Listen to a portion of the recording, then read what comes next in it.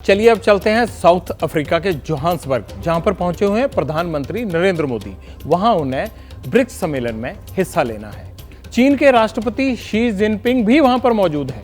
BRICS देशों का ये शिखर सम्मेलन कई मायनों में खास है। दुनिया एक तरफ देखना चाहती है कि रूस और चीन किस तरह से अमेरिका के खिलाफ अपनी लामबंदी को आगे बढ़ाना चाहते हैं, खासतौर पर यूक्रेन में चल रहे युद्ध को लेकर। दूसरी तरफ भारत और चीन के खटपट रिश्तों के कारण कई सवाल हैं जिनका जवाब इस मीटिंग में मिल सकता है या उसके संकेत आ सकते हैं।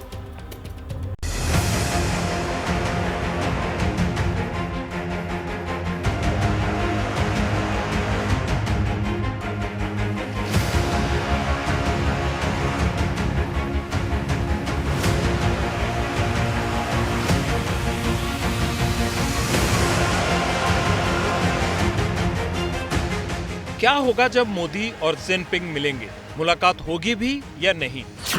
क्या एलएसी पर बात होगी? आपसी व्यापार पर क्या बड़े फैसले होंगे?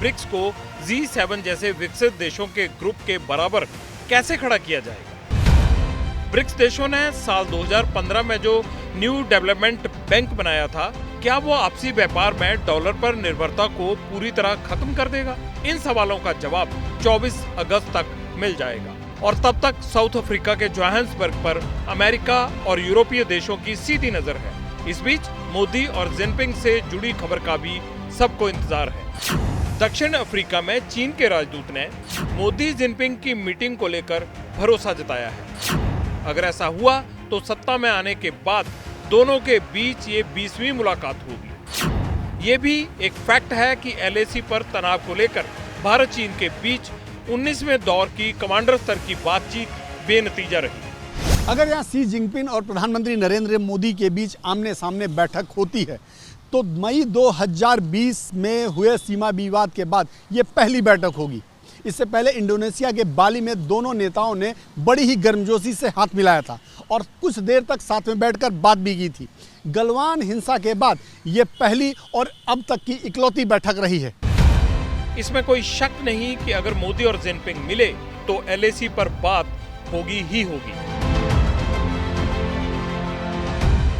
लेकिन चीन इस शिखर सम्मेलन को भी अपने तरीके से इस्तेमाल करने में लगा है।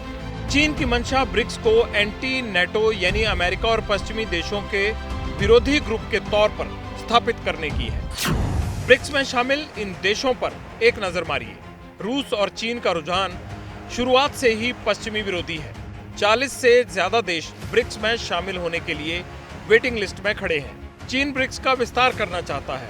ईरान और पाकिस्तान समेत उन देशों को इस ग्रुप में जोड़ना चाहता है जो पश्चिमी विरोधी है। लगभग 40 देश जो है शामिल होना चाहते हैं उसके अंदर, तो इसकी अट्रैक्टिवनेस बढ़ी है। और इसका बढ़ने का कारण एक और भी है कि भारत तेजी से उभरता हुआ देश है, तेजी से बढ़ती इकोनॉमी है हमारी, और चीन है एक बड़ा इकोनॉमी है वहाँ पर। उसके अंदर ये नहीं है कि वहाँ प्रॉब्लम्स नहीं है, प्रॉब्लम्स भारत और चीन के बीच में भी हैं, वो सब अंडर प्ले करती है। लेकिन ये मल्टीलैटरल ऑर्गेनाइजेशन है, उसमें हम कई लोगों के साथ काम भी करते हैं। SCO में भी है, शंघाई कोऑपरेशन ऑर्गेनाइजेशन हुआ, ब्रिक्स हुआ, G20 हुआ, सब जगह। रूस यूक्रेन की जंग में उलझा हुआ है, इसलिए चीन भी चाहता है कि ब्रिक्स का बिग बॉस वही बन जाए और ब्रिक्स को विकसित अर्थव्यवस्थाओं के समूह G7 के समांतर खड़ा कर दे। 2020 में ब्रिक्स देशों ने कमाल कर दिया था।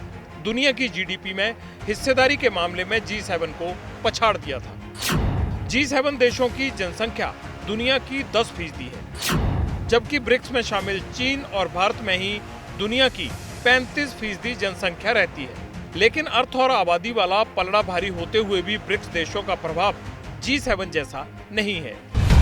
चीन जानता है कि दुनिया में ज्यादातर देश पश्चिमी देशों की अर्थव्यवस्था के मॉडल से ऊब चुके हैं। अब वो विकल्प की तलाश में हैं। दुनिया के कई देश तेल के बदले अब डॉलर की बजाय लोकल करेंसी में पेमेंट करने लगे हैं, जिसमें एक नाम भारत का भी है। ब्रिक्स को लोग आजकल एक तरह से नॉन वेस्टर्न ऑल्टरनेटिव के रूप में देख रहे हैं, और वो खास तौर से इसलिए भी कि देखिए आप लगभग 1/3 of the world population reflected है इसके अंदर में, 31% इकोनॉमी है, और ब्रिक्स के जो देश हैं इनकी GDP जो है कंपेरेटिव G7 कंट्रीज जो उनसे ज़्यादा है। क्यूमुलेटिवली। तो ये एक उसका वेट, इकोनॉमिक वेट बढ़ गया।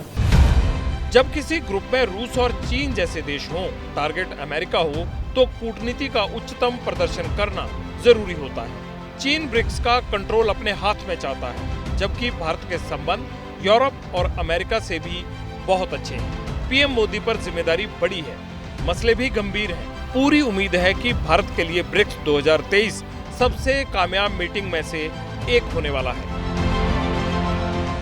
जैसे ही घड़ी का काटा दोपहर 2:30 पे आए, बबीता जी का दिल सास बहू साजिश के लिए मचल जाए। और ये है इनकी बहू, पूरे दिन ऑफिस की टेंशन हो जाए गॉन जब ये करें अपना फेवरेट शो फ्री टाइम पे ऑन। इनकी तरह आप भी देखिए अपना फेवरेट शो अपने टाइम पर और डाउनलोड कीजिए एबीपी लाइव ऐप अपने स्मार्ट टीवी पर।